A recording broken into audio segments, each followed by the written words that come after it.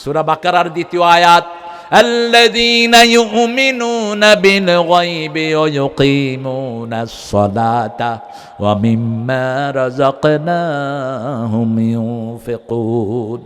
আল্লাহ বলছেন আগে ঈমান আনবা, নামাজ কায়েম করবা, তারপরে কার রাস্তায় খরচ করবা। এই যে রমজান, রমজানে আপনাদের শরীর কেমন ছিল বলেন তো? খাওয়াতে বরকত, ঘুমাতে বরকত, ঠিক না ঠিক? এই বরকতের মূল কারণ কি?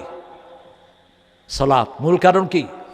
সালাত। সালাত বেশি যেখানে বরকত বেশি সেখানে বেশি করে সালাত পড়বেন। রাসূল দৈনিক 53 রাকাত নফল পড়তেন। 53 রাকাত। হিসাব দিয়ে দেব, হিসাব নিয়ে নেন। প্রতি রাতে 8 রাকাত তাহাজ্জুদ ফরজ ছিল ওনার জন্য। কি ছিল? ফরজ। 3 রাকাত পড়তেন ভিতর, 8 আর 3 11। ইশাকের নামাজ পড়তেন 4 রাকাত। কত হলো? কথা কয় না কেন? আমরা 5 ওয়াক্ত নামাজে আমরা সুন্নত পড়ি 12 রাকাত, রাসূল পড়তেন 16 রাকাত। আসরের সুন্নত রাসূল কখনো ছাড়তেন না, আর বলতেন মান সাল্লা আরবাআন কাবলাল আসর লা ইউলিজান নার, যারা আসরের 4 রাকাত সুন্নত পড়বে জাহান্নাম তাকে স্পর্শ করবে না। তাহলে 16 আর 15 কত হলো? কথা কয় না কেন? এরপরে সালাতুদ দুহা পড়তেন 4 রাকাত, সালাতুল আওয়াবিন পড়তেন 6 রাকাত মাগরিবের পরে। কত হলো? সালাতুল হাজত পড়তেন 4 রাকাত। হ্যাঁ, সালাতুল ইস্তিখারা পড়তেন 4 রাকাত। এরপরে সালাতুত তাসবিহ, এটা নিয়ে ইখতিলাফ আছে, কিন্তু রাসূল সাল্লাল্লাহু আলাইহি সাল্লাম যখনই মন খারাপ হতো কিসে দাঁড়াতেন? নামাজে দাঁড়িয়ে যেতেন। 3 রাকাত পড়তেন না। 3 রাকাত যখন বিতের যখন কাজা হতো তিনি বিতেরকে 4 রাকাত পড়তেন, বিতের কাজা করতেন। যখন রাতে তিনি 2 রাকাত দিয়ে সারা রাত শেষ করতেন, বাকি 6 রাকাত দিনে কাজা করতেন, কারণ এটা ফরজ ছিল ওনার উপর। বিতের 3 রাকাত পড়তেন না, তখন বিতের কয় রাকাত পড়তেন? 4 রাকাত পড়তেন, বিতের কাজা করতেন। এইভাবে 53 রাকাত নামাজ প্রতিদিন পড়তেন রাহমাতাল লিল আলামিন। আপনি 2 রাকাত পড়লে কাহিল হয়ে যাচ্ছেন। এই যে তারাবি আমরা কেন এত গুরুত্ব দেই? রোজা সবার রোজা সুন্দর হয়েছে কেউ বুকে হাত দিয়ে বলতে পারবো না। অনেক ত্রুটি আমাদের হয়ে গেছে, ঠিক না ঠিক? রাস্তায় বেরিয়েছে অনেক বিধর্মী ভাই বোনেরা, আমাদের মুসলমান ভাই বোনেরাও বিপরদিকিতে বেরিয়েছে, আমাদের চোখ পড়েছে, রোজা একটু নোকসান হয়ে গেছে। আবার রোজার সময় অনেকের মুখে গালি গালাজ আছে, ঠিক না ঠিক? কাবে হালা রোজা রাখছি, নইলে গালের দাঁত ফালা দিতাম। তো তুমি তো কাজ করেই ফেলেছ। ঢাকায় অবশ্য শালাটা কোনো গালি না, কারণ বাপ ছেলেকে শালা বলে, আবার ছেলেও বাপের শালা কয়। আমি যখন প্রথম ঢাকায় আসি 1977, দেখি যে এক মুরব্বী কয়, আবে হালা কই গেছিলি? পোলা ক বাবা হালা ভুলে গেছ? আমি কইলাম এই পোলা আপনার হালা হইল কেমনে? কয় তুমি হালা ভিতরে ঢুকছো কে? আমি বললাম এই মিয়া, আমি আপনার হালা হইলাম কেমনে? কয় মাইন্ড করে না, এটা হলো মোহাব্বতের হালা। ঢাকার কথা কিন্তু খুব মজার। আমাদের সাথে এক ছেলে হোস্টেলে পড়তো ঢাকায়া, তো সবাইকে শালা বলা শেষ। হ্যাঁ, বাচ্চারা হুজুরকে বিচার দিচ্ছে, হুজুর এ শুধু সবাইরে শালা কয়। হুজুর ডাকে জিজ্ঞেস করছে তুমি নাকি সবাইকে শালা কও? কয় কোন শালা আমার নামে বিচার দিছে? মানে এটা যে সে বলতেছে তার খবরই নেই। আপনি দেখবেন সলাতে যখন আমরা দাঁড়াই, আমাদের ছোট ছোট বাচ্চাগুলো পর্যন্ত বিনয়ী হয়, ঠিক না ঠিক? এই যে গত রমজান গেল, একটা বাচ্চার কোনো চিৎকার মসজিদে শোনা যায়নি, ভদ্র হয়ে যায়। স্কুলে এত ভদ্র হয় না। প্রাইমারি শিশুরা এখন গাঁজা বেচে, বহু স্কুলের পোলাপান্ডে দিয়ে গাঁজার ব্যবসা করে বিভিন্ন জায়গায়। আর আমাদের মাদ্রাসার বাচ্চারা কোনোদিন হুজুরের দিকে চাকিয়ে কথাও বলে না, নজরগুলো নিচের দিকে থাকে। এই জন্য কোরআন আছে যেখানে আমরা যাব, সালাত আছে যেখানে আমরা যাব সেখানে। আল্লাহ রাব্বুল আলামিন এবার বলছেন মুমিন হওয়ার জন্য 2 নম্বর যেই কাজটি তুমি করবা, প্রথম হলো সালাত, 2 নম্বর হলো মিম্মা রাযাকনাহুম ইউনফিকুন, খরচ করবা আল্লাহর জন্য। আমরা বললাম প্রথম কাকে দেব? সূরা বাকারার 215 নম্বরে আল্লাহ বলছেন মা আনফাকতুম মিন খাইরিন ফালিল ওয়ালিদাইন, যা খরচ করবা আগে পিতামাতার জন্য, তারপরে অন্য আত্মীয় স্বজনের জন্য, পিতামাতাকে খরচ দিবা, কোনোদিন হিসাব চাইবা না। কেন পিতামাতার এত গুরুত্ব দেয়া হলো? আল্লাহর ইবাদতের পরেই পিতামাতার মর্যাদা দান করেছেন কে?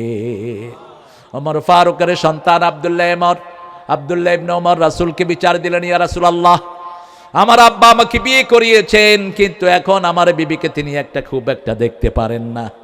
একদিন বিচার দিলেন, 2 দিন দিলেন, 3 দিনের সময় রাসূল সাল্লাল্লাহু আলাইহি ওয়াসাল্লাম ডেকে জিজ্ঞেস করলেন, ইসমা ইয়া বুনাইয়া, হে ছেলে শোনো, জান্নাতের 2টা দরজা, একটার নাম আব্বা আর একটার নাম আম্মা। এই 2 দরজার সাথে কি আচরণ তুমি করবা তুমি ঠিক করে নাও। রাসূল সাল্লাল্লাহু আলাইহি ওয়াসাল্লাম বললেন, বুখারী মুসলিমের বর্ণনা, 3 ব্যক্তিকে আল্লাহ পরিশুদ্ধ করবেন না, তার সাথে কথা বলবেন না, উল্টিয়ে নিয়ে জাহান্নামে ফেলে দিবেন। প্রথম ব্যক্তি হলো টাকনুর নিচে যারা কাপড় ঝুলিয়ে পড়ে আছে না নাই, এটাকে কোনো গুনাই মনে করে না। পাজামা পড়তেছে টাকনুর নিচে, রাসূল বলছেন, বুখারীর বর্ণনা, মাস ফালা মিনাল কাবাইন ফাওয়া ফিন্নার, যেটা টাকনুর নিচে চলে যায় ওটা জাহান্নামের আগুনে যাবে। কেন? এটাতে টেস্টারয়েড, পুরুষের যে যৌবনী শক্তি, এটা থাকে এই যে পায়ের এই গোড়ালিতে। এই জন্য এই গোড়ালি যখন মুক্ত থাকে প্রজননটা ভালো হয়। বাংলাদেশে আমাদের ছেলে সন্তান বেশি না কম? গরিবের বেশি না পয়সা লাগো বেশি? গরিবের বেশি, কারণ গরিব তো কাঁচা মাইরা থাকে। কি মারে? কাঁচা বলে তো, কাঁচা মাইরা থাকে একদম। আর ইউরোপে সন্তানের সংখ্যা কম, কারণ শীত ওটা ঢেকে রাখে সবসময়। আপনি সবসময় আপনার টাকনুকে আলাদা করে রাখবেন। 2 নাম্বার, যারা মিথ্যা কসম করে ব্যবসা করে। আল্লাহর কসম হুজুর 100 টাকা দিয়ে এই রুমালটা কিনছি, আপনারা কিনা দামে দিব, এরকম আল্লাহর ওলি আছে না নাই? আপনি দেখবেন এক হুজুর এরকম রুমাল নিয়ে 2টা রুমাল নিল, পাশের দোকানে গেছে, জিজ্ঞেস করছে, হুজুর কত দিয়ে কিনছেন? আমার মুসল্লি তো, একদম কিনা দামে আমারে দিছে। কত? 100 করে। ওই দোকানদার কইল, আমি 60 টাকা করে বেচলেও 10 টাকা লাভ হইব। এরকম আল্লাহর ওলি এখানে নাই? এত মিথ্যা কথা কয় ব্যবসায়। 3 নাম্বার, পিতামাতার অবাধ্য সন্তান। রাসূল বলছেন অবাধ্যতা 2 প্রকার। আপনি কোনখানে বললেন, আমার এরকম বাপ যদি আমার না হতো, রাসূল বলছেন এই কথা যে বলবে তার উপরে আল্লাহ লানত। রাসূল বলছেন বহু সন্তান পিতামাতাকে লানত করে। সাহাবায়ে কেরাম বললেন, কারা? রাসূল সাল্লাল্লাহু আলাইহি ওয়াসাল্লাম বলেন, অন্যের পিতামাতাকে গালি দেয়, সেই গালি নিজের পিতামাতার উপরে চলে আসে। কি আচরণ পিতামাতার সাথে করবেন আল্লাহ ফরজ করে দিয়েছেন। প্রথম বলেছেন, যদি বৃদ্ধ হয় বৃদ্ধাশ্রমে পাঠাবা না। ছেলে আমার মস্ত বড় মস্ত অফিসার, মস্ত ফ্ল্যাটে যায় না দেখা এপার ওপার। একটা নাস্তিক, নচিকাতার লেখা, ভালো রেখেছে, কিন্তু এখানে আল্লাহর কোনো প্রশংসা নাই। যেখানে আল্লাহর নাম নাই এটার কোনো দাম নাই। বলেছেন রাহমাতাল লিল কুল্লু আমরিন জিবালিন ফালাম ইবদা বিসমিল্লাহ ফাহুয়া আত্তার আও আক্তা। যে কাজের মধ্যে আল্লাহর নাম থাকবে না ওটা দুনিয়াও শেষ, আখিরাতও। সব কাজের শুরুতে কার নাম হবে? আল্লাহর নাম হবে, শেষেও কার নাম হবে? আল্লাহর নাম হবে। খাওয়ার শুরুতে কার নাম? আজকের মেডিকেল সায়েন্স বলছে খাওয়ার শুরুতে যারা আল্লাহর নাম নেয় এদের ভিতরে সবগুলো অর্গান সুন্দর মতো কাজ করতে থাকে। কি হিকমত! এখন সব গবেষণা করে করে বের করছে। এই জন্য খাওয়ার শুরুতে আল্লাহর নাম, শেষে আল্লাহর নাম, মধ্যখানে আল্লাহর নাম। যেখানেই যাব কার নাম? কার নাম? আল্লাহর নাম। সে আল্লাহ রাব্বুল আলামিন বলছেন বৃদ্ধাশ্রমে পাঠাবা না। আপনারা দেখবেন কোন মাদ্রাসার ওস্তাদের বাপ মা কেউ বৃদ্ধাশ্রমে নাই, একজনও পাবেন না, একজনও না। এত অল্প বেতনে চাকরি করে কিন্তু বাপ মাকে সাথেই রাখে, ঠিক না? ঠিক। রাসূল সাল্লাল্লাহু আলাইহি ওয়াসাল্লাম যখন বয়স হয়ে গেল ঘরে এসেই হাসান হোসেনকে ডেকে নিতেন, হাসান হোসেন কোথায় আসো। কারণ নানা যখন নাতিকে ডাকে নানা যে বৃদ্ধ হয়েছে এই কথাটাই তিনি ভুলে যান। রাসূল সাল্লাল্লাহু আলাইহি ওয়াসাল্লাম ঘোড়া বানালেন ওনাকে, পিঠে বসলেন হুসাইন, পিছন থেকে হাসান ধাক্কা দিচ্ছে। ওমর ফারুক এসে দেখলেন এই আচরণ, কেঁদে ফেললেন তিনি। নেমাল হামেল, শ্রেষ্ঠ বাহন আল্লাহ তোমাদের 2 জনকে দান করে দিয়েছেন। রাসূল বললেন বাহনই শ্রেষ্ঠ নয়, বাহককেও শ্রেষ্ঠ বানিয়ে দিয়েছেন কে? আমাদের মুসলমান কত নিমক হারাম আপনি চিন্তা করেন। রাসূলের এই 2 নাতিকে এজিদ একজনকে গলা কেটে হত্যা করেছে, শহীদ করেছে, আরেকজনকে বিষ খাওয়ায়া দুনিয়া থেকে বিদায় করেছে। সেই এজিদের জন্য আবার কেউ মায়া কান্নাও কাঁদে, মূর্খ। অত্যন্ত জঘন্য শাস্তি নিয়ে এজিদ বিদায় হয়েছে। দুনিয়ার শাস্তি শেষ নয়। হুসাইন রাদিয়াল্লাহু আনহু কল্লা কেটে সে কুফা নিয়ে গেছে, সেই কল্লাকে সে লাঠি দিয়ে ঘেটছে। হাসান হুসাইন দুইজনে ছিলেন জান্নাতের যুবক। রাসূল বলতেন রাইহানাতুল জান্নাহ, দুইজন ছিলেন জান্নাতের খুশবু। সুবহানাল্লাহ বলেন। রাসূল দুইজন থেকে ঘ্রাণ নিতেন। যখন এজিদকে বায়াত দেয়া হলো, আরাফার ময়দানে হুসাইনকে শহীদ করার জন্য কিছু লোক পাঠিয়ে দিল এজিদ। হুসাইন রাদিয়াল্লাহু আনহু বললেন, আমি কি সেই হুসাইন নই যার সমস্ত মুখে, সমস্ত গণ্ড দেশে রাসূল চুমু খেয়েছেন? আমি কি সেই হুসাইন নই যেই হুসাইনকে জান্নাতের খুশবু বলে পরিচয় দিয়েছেন রাহমাতাল লিল? আমি কি সেই হুসাইন নই যেই হুসাইন জান্নাতের ইমাম হয়ে যাব? কথাগুলো শোনার পরে যাদেরকে হত্যার জন্য পাঠিয়েছে তারা মাপ চেয়ে সেখান থেকে বিদায় নিয়েছে। হাসান হুসাইন আমাদের হৃদয়ের টুকরা, ঠিক না ঠিক? আজও যদি কোনো মুসলমানের উপর আক্রমণ হয়, জিহাদ করতে রাজি আছেন না নাই? ভারতের মোদি, এখনো সময় আছে, মুসলমানদের উপর অত্যাচারের সীমা ছাড়াবি না। এই ঈদে বহু ঈদগার ভিতরে তারা ড্রাম সেট বাজিয়ে মুসলমানদেরকে নামাজ পড়তে দেয়নি। রোজা রেখেছে একটা মেয়ে, জুতা দিয়ে পিটিয়ে তাকে অজ্ঞান করে দেয়া হয়েছে অফিসে। কিন্তু আমরা মুসলমানরা সবচেয়ে ভদ্র। আমার আল্লাহ বলেছেন একজনের শাস্তির কারণে আরেকজন কখনো শাস্তি পাবে না। লা তাজরু ওয়াজরাতুন বিজরা উখরা। এই জন্য বাংলাদেশের হিন্দুদের উপর আমাদের পক্ষ থেকে কোনো আক্রমণ কখনো হবে না, ঠিক না বেটি? সবচেয়ে বেশি এদেরকে নিরাপদে রেখেছে ডানপন্থীরা, আলেম ওলামারা, তারপরে বিএনপির ভাইয়েরা। এরাও আলহামদুলিল্লাহ গত সময়গুলোতে এদেরকে পাহারা দিয়েছে। কিন্তু তোমরা সেটার প্রতিদান কি দিয়েছ? ভারতে মুসলমান অত্যাচার বন্ধ করো, বন্ধ করো সারা পৃথিবীর এই যুদ্ধ। কোন মুসলমানদের রক্ত প্রবাহ আমরা সহ্য করব না। জিহাদ করতে রাজি আছেন তো? রাজি আছেন তো মুসলমান? হাত তুলে দেখায় দাও। আল্লাহ হাতগুলো কবুল করেন, জোরে বলেন আমিন। টেনশন করো না, 16-18 কোটি বাংলাদেশে, আর ভারতে আছে 42 কোটি। আল্লাহ বলছেন ইয়াকুন ইশরুনা সাবিরুনা ইয়াগলিবু মিয়াতাইন।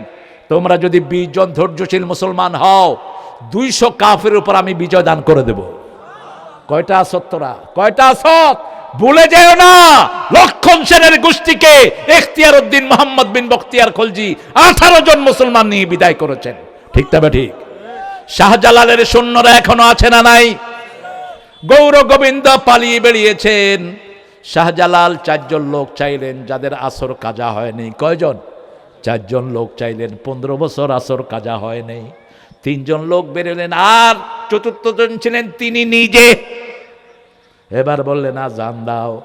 আজান দিয়েছে, গৌর গোবিন্দের মন্দির ভাঙা শুরু হয়েছে, কাঁপা শুরু হয়েছে। তিনি বললেন কাউকে আক্রমণ করব না, সবাই একে একে বেরিয়ে যাও। বিরাট ট্রাঙ্ক নিয়ে বের হচ্ছে, ট্রাঙ্ক। এটার ভিতরে কি? আরবি ভাষাভাষী ছিলেন শাহজালাল। 70 বছর বয়সে এসেছেন বাংলাদেশে, 120 বছর হায়াত পেয়েছেন। সারা বছর রোজা রাখতেন 5 দিন ছাড়া। ইফতারিতে খেতেন বুট, খেতেন ছোলা বুট, আর সেহরিতে খেতেন দুধ। এ শাহজালাল রহমতুল্লাহ আলাই। তিনি বললেন এটার ভিতরে কি? সাপ। ডালা উঠিয়ে দেখে গৌর গোবিন্দ বইয়া রয়েছে। চলে যা। মুসলমান যা করে, যা বলে তাই করে। ভারত ছিল মুসলমানদের দেশ, এখনো সব স্মৃতি মুসলমানদের, ঠিক না ঠিক? খবরদার মুসলমানদেরকে আঘাত করবি না, প্রতিশোধ নিবেন কে? তাকিয়ে দেখ, মুসলমান মারার কারণে হাসিনা আজকে দেশ ছাড়া। হাসিনা যে উন্নয়ন কাজ করছে, এ যদি কোনো আলেম ওলামাকে না মারতো, হেফাজতের এই আলেমদেরকে যদি না মারতো, তাকে কেউ বাংলাদেশ থেকে সরাতে পারত না। আপনার চিন্তা করেন তো, ঢাকা থেকে আপনাদের এই যমুনা সেতু আসতে যে সময়টা লাগে, এই রাস্তাটা কে বানাইছে? কথা কন না কেন? আল্লাহ বানাইছে। আল্লাহ তোরে বরকত দিক। এই ছেলে অনেক বড় আল্লাহর ওলি।